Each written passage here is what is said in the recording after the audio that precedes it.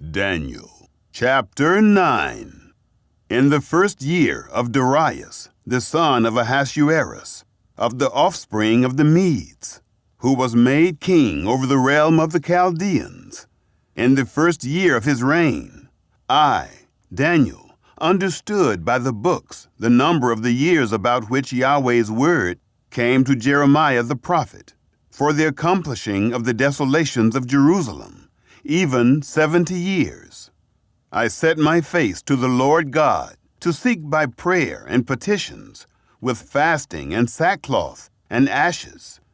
I prayed to Yahweh my God and made confession and said, O Lord, the great and dreadful God, who keeps covenant and loving kindness with those who love him and keep his commandments, we have sinned and have dealt perversely, and have done wickedly, and have rebelled, even turning aside from your precepts and from your ordinances.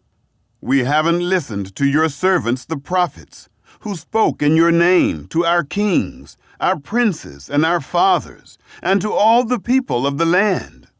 Lord, righteousness belongs to you, but to us confusion of face, as it is today, to the men of Judah, and to the inhabitants of Jerusalem, and to all Israel, who are near and who are far off, through all the countries where you have driven them, because of their trespass, that they have trespassed against you.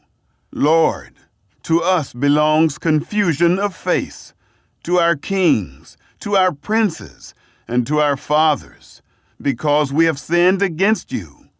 To the Lord our God belong mercies and forgiveness, for we have rebelled against him. We haven't obeyed Yahweh our God's voice, to walk in his laws, which he set before us by his servants the prophets. Yes, all Israel have transgressed your law, turning aside, that they should not obey your voice. Therefore, the curse and the oath written in the law of Moses, the servant of God, has been poured out on us. For we have sinned against him. He has confirmed his words, which he spoke against us, and against our judges, who judged us, by bringing on us a great evil. For under the whole sky, such has not been done as has been done to Jerusalem. As it is written in the law of Moses, all this evil has come on us. Yet we have not entreated the favor of Yahweh our God, that we should turn from our iniquities and have discernment in your truth. Therefore, Yahweh has watched over the evil and brought it on us. For Yahweh our God is righteous in all his works which he does, and we have not obeyed his voice. Now, Lord our God, who has brought your people out of the land of Egypt with a mighty hand, and have gotten yourself renown, as it is today. We have sinned. We have done wickedly. Lord, according to all your righteousness, let your anger, and please let your wrath be turned away from your city Jerusalem, your holy mountain, because for our sins and for the iniquities of our fathers, Jerusalem and your people have become a reproach to all who are around us. Now, therefore, our God, listen to the prayer of your servant and to his petitions, and cause your face to shine on your sanctuary that is desolate, for the Lord's sake. My God, turn your ear and hear. Open your eyes and see our desolations, and the city which is called by your name. For we do not present our petitions before you for our righteousness, but for your great mercy's sake. Lord, hear. Lord, forgive. Lord, listen and do. Don't defer, for your own sake, my God, because your city and your people are called by your name. While I was speaking and praying and confessing my sin and the sin of my people Israel, and presenting my supplication before Yahweh my God for the holy mountain of my God, yes, while I was speaking in prayer, the man Gabriel, whom I had seen in the vision at the beginning, being caused to fly swiftly, touched me about the time of the evening offering. He instructed me and talked with me and said, Daniel, I have now come to give you wisdom and understanding. At the beginning of your petitions, the commandment went out, and I have come to tell you, for you are greatly beloved. Therefore, consider the matter and understand the vision. 70 weeks are decreed on your people and on your holy city to finish disobedience and to make an end of sins and to make reconciliation for iniquity and to bring in everlasting righteousness and to seal up vision and prophecy and to anoint the most holy. Know therefore and discern that from the going out of the commandment to restore and to build Jerusalem to the Anointed One, the Prince, will be 7 weeks and 62 weeks. It will be built again with street and moat, even in troubled times. After the 62 weeks, the Anointed One will be cut off and will have nothing. The people of the Prince who come will destroy the city and the sanctuary. Its end will be with a flood, and war will be even to the end. Desolations are determined. He will make a firm covenant with many for 1 week. In the middle of the week, he will cause the sacrifice and the offering to cease. On the wing of abominations will come one who makes desolate, and even to the full end, and that determined wrath will be poured out on the desolate. Chapter 10. In the 3rd year of Cyrus, king of Persia, a thing was revealed to Daniel, whose name was called Belteshazzar, and the thing was true, even a great warfare. He understood the thing, and had understanding of the vision. In those days, I, Daniel, was mourning 3 whole weeks. I ate no pleasant bread. No meat or wine came into my mouth. I didn't anoint myself at all until 3 whole weeks were fulfilled. In the 24th day of the 1st month, as I was by the side of the great river, which is Hiddekel, I lifted up my eyes and looked, and behold, there was a man clothed in linen, whose thighs were adorned with pure gold of Uphaz. His body also was like the beryl, and his face as the appearance of lightning, and his eyes as flaming torches. His arms and his feet were like burnished bronze. The voice of his words was like the voice of a multitude. I, Daniel, alone saw the vision, for the men who were with me didn't see the vision. But a great quaking fell on them, and they fled to hide themselves. So I was left alone and saw this great vision. No strength remained in me, for my face grew deathly pale, and I retained no strength. Yet I heard the voice of his words. When I heard the voice of his words, then I fell into a deep sleep on my face, with my face toward the ground. Behold, a hand touched me, which set me on my knees and on the palms of my hands. He said to me, Daniel, you greatly beloved man, understand the words that I speak to you, and stand upright, for I have been sent to you now. When he had spoken this word to me, I stood, trembling. Then he said to me, Don't be afraid, Daniel, for from the first day that you set your heart to understand and to humble yourself before your God, your words were heard. I have come for your words' sake. But the prince of the kingdom of Persia withstood me 21 days. But behold, Michael, one of the chief princes, came to help me, because I remained there with the kings of Persia. Now I have come to make you understand what will happen to your people in the latter days, for the vision is yet for many days. When he had spoken these words to me, I set my face toward the ground and was mute. Behold, one in the likeness of the sons of men touched my lips. Then I opened my mouth and spoke and said to him who stood before me, My Lord, by reason of the vision, my sorrows have overtaken me, and I retain no strength. For how can the servant of this my Lord talk with this my Lord? For as for me, immediately there remained no strength in me. There was no breath left in me. Then one like the appearance of a man touched me again, and he strengthened me. He said, Greatly beloved man, don't be afraid. Peace be to you. Be strong. Yes, be strong. When he spoke to me, I was strengthened and said, Let my Lord speak, for you have strengthened me. Then he said, Do you know why I have come to you? Now I will return to fight with the prince of Persia. When I go out, behold, the prince of Greece will come. But I will tell you that which is inscribed in the writing of truth. There is no one who holds with me against these, but Michael, your prince. Chapter 11.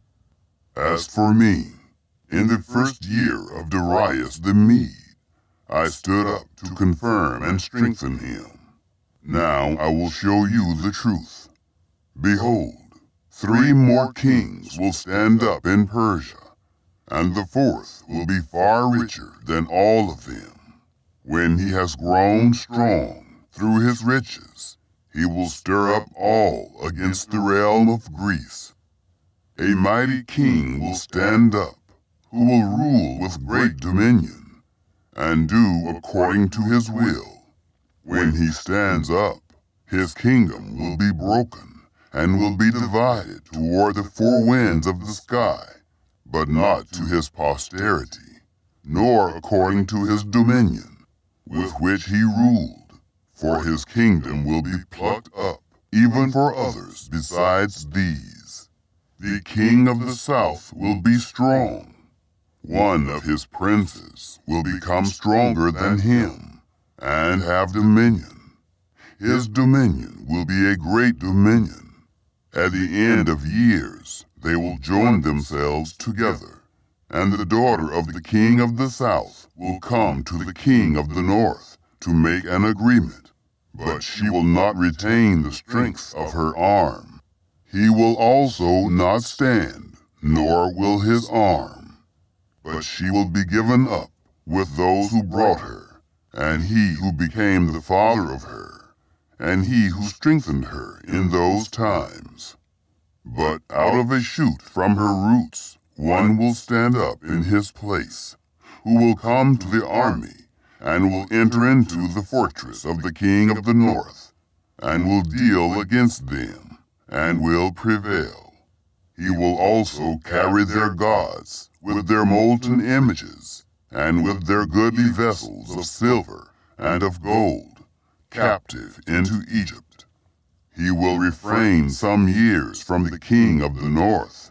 He will come into the realm of the king of the south, but he will return into his own land. His sons will wage war, and will assemble a multitude of great forces, which will come on, and overflow, and pass through. They will return and wage war, even to his fortress. The king of the south will be moved with anger, and will come out and fight with him, even with the king of the north. He will send out a great multitude, and the multitude will be given into his hand. The multitude will be lifted up, and his heart will be exalted. He will cast down tens of thousands, but he won't prevail. The king of the north will return, and will send out a multitude greater than the former. He will come on at the end of the times, even of years, with a great army and with much substance. In those times, Many will stand up against the king of the south. Also, the children of the violent among your people will lift themselves up to establish the vision, but they will fall. So the king of the north will come and cast up a mound, and take a well-fortified city. The forces of the south won't stand, neither will his chosen people.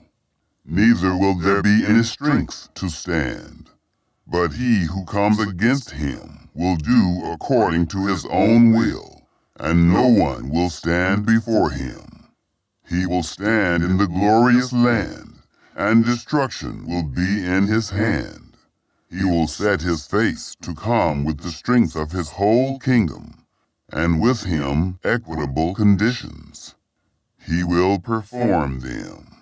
He will give him the daughter of women, to corrupt her, but she will not stand, and won't be for him.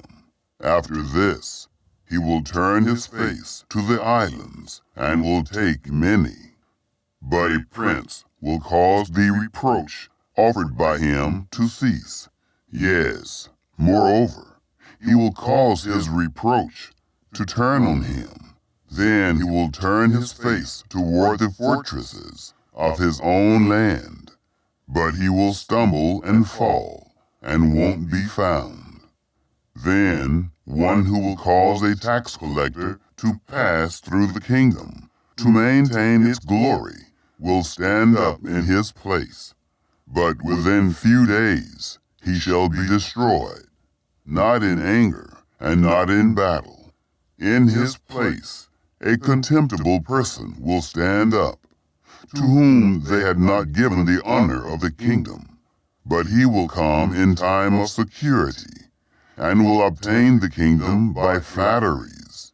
The overwhelming forces will be overwhelmed from before him, and will be broken.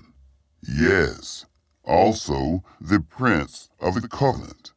After the treaty made with him, he will work deceitfully. For he will come up, and will become strong with a small people. In time of security he will come, even on the fattest places of the province. He will do that which his fathers have not done, nor his fathers' fathers. He will scatter among them prey, plunder, and substance. Yes, he will devise his plans against the strongholds, even for a time. He will stir up his power and his courage against the king of the south with a great army, and the king of the south will wage war in battle with an exceedingly great and mighty army. But he won't stand, for they will devise plans against him. Yes, those who eat of his dainties will destroy him, and his army will be swept away. Many will fall down slain. As for both these kings, their hearts will be to do mischief, and they will speak lies at one table. But it won't prosper, for the end will still be at the appointed time.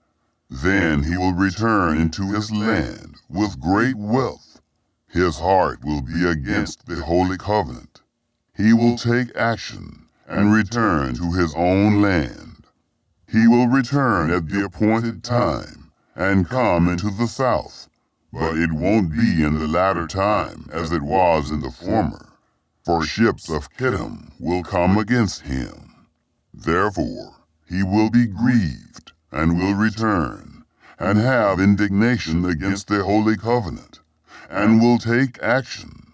He will even return and have regard to those who forsake the holy covenant. Forces will stand on his part, and they will profane the sanctuary, even the fortress, and will take away the continual burnt offering. Then they will set up the abomination that makes desolate. He will corrupt those who do wickedly against the covenant by flatteries. But the people who know their God will be strong and take action. Those who are wise among the people will instruct many. Yet they will fall by the sword, and by flame, by captivity, and by plunder, many days. Now when they fall, they will be helped with a little help. But many will join themselves to them with flatteries. Some of those who are wise will fall, to refine them, and to purify, and to make them white, even to the time of the end, because it is yet for the time appointed. The king will do according to his will. He will exalt himself, and magnify himself above every god, and will speak marvelous things against the God of gods. He will prosper until the indignation is accomplished, for that which is determined will be done. He won't regard the gods of his fathers, or the desire of women, or regard any god, for he will magnify himself above all. But in his place, he will honor the God of fortresses. He will honor a God whom his fathers didn't know, with gold, silver, and with precious stones and pleasant things. He will deal with the strongest fortresses by the help of a foreign god. He will increase with glory whoever acknowledges him. He will cause them to rule over many, and will divide the land for a price.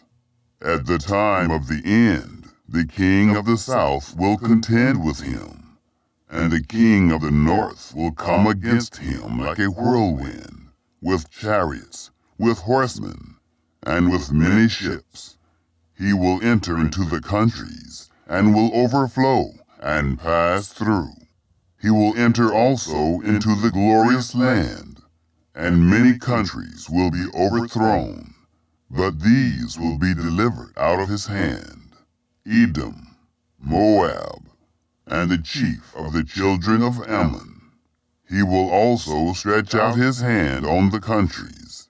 The land of Egypt won't escape, but he will have power over the treasures of gold and of silver, and over all the precious things of Egypt. The Libyans and the Ethiopians will be at his steps, but news out of the east and out of the north will trouble him, and he will go out with great fury to destroy and utterly to sweep away many. He will plant the tents of his palace between the sea and the glorious holy mountain. Yet he will come to his end, and no one will help him. Chapter 12. At that time, Michael will stand up, the great prince who stands for the children of your people, and there will be a time of trouble, such as never was since there was a nation, even to that same time. At that time your people will be delivered, everyone who is found written in the book. Many of those who sleep in the dust of the earth will awake, some to everlasting life, and some to shame and everlasting contempt. Those who are wise will shine as the brightness of the expanse. Those who turn many to righteousness will shine as the stars forever and ever. But you, Daniel, shut up the words and seal the book, even to the time of the end. Many will run back and forth, and knowledge will be increased. Then I, Daniel, looked, and behold, 2 others stood, one on the river bank on this side, and the other on the river bank on that side. One said to the man clothed in linen, who was above the waters of the river, How long will it be to the end of these wonders? I heard the man clothed in linen, who was above the waters of the river, when he held up his right hand and his left hand to heaven, and swore by him who lives forever, that it will be for a time, times, and a half. And when they have finished breaking in pieces the power of the holy people, all these things will be finished. I heard, but I didn't understand. Then I said, My Lord, what will be the outcome of these things? He said, Go your way, Daniel, for the words are shut up and sealed until the time of the end. Many will purify themselves and make themselves white and be refined, but the wicked will do wickedly, and none of the wicked will understand, but those who are wise will understand. From the time that the continual burnt offering is taken away, and the abomination that makes desolate set up, there will be 1,290 days. Blessed is he who waits and comes to the 1,335 days. But go your way until the end, for you will rest and will stand in your inheritance at the end of the days.